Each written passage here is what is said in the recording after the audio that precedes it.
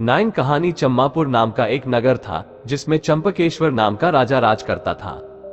उसके सुलोचना नाम की रानी थी और त्रिभुवन सुंदरी नाम की लड़की राजकुमारी यथा नाम तथा गुण थी। जब वह बड़ी हुई तो उसका रूप और निखर गया। राजा और रानी को उसके विवाह की चिंता हुई। चारों ओर इसकी खबर फैल गई। बहुत से राजाओं ने अपनी अपनी तस्वीरें बनवाकर भेजी, पर राजकुमारी ने किसी को भी पसंद न किया। राजा ने कहा, बेटी कहो तो स्वयंवर करूं, लेकिन वह राजी नहीं हुई। आखिर राजा ने तय किया कि वह उसका विवाह उस आदमी के साथ करेगा जो रूप, बल और ज्ञान इन तीनों में बड़ा चढ़ा होगा। एक दिन राजा के पास 4 देश के 4 वर आए।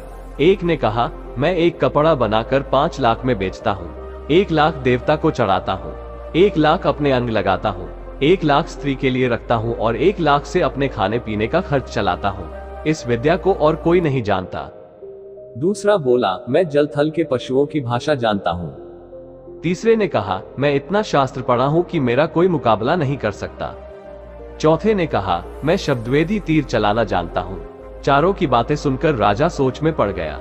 वे सुंदरता में भी एक से एक बढ़कर थे। उसने राजकुमारी को बुलाकर उनके गुण और रूप का वर्णन किया, पर वो चुप रही। इतना कहकर बेताल बोला, राजन तुम बताओ कि राजकुमारी किसको मिलनी चाहिए। राजा बोला, जो कपड़ा बनाकर बेचता है वह शूद्र है, जो पशुओं की भाषा जानता है वह ज्ञानी है, जो शास्त्र पढ़ा है ब्राह्मण है, पर जो शब्दवेदी तीर चलाना जानता है वह राजकुमारी का सजातीय है और उसके योग्य है। राजकुमारी उसी को मिलनी चाहिए। राजा के इतना कहते ही बेताल गायब हो गया।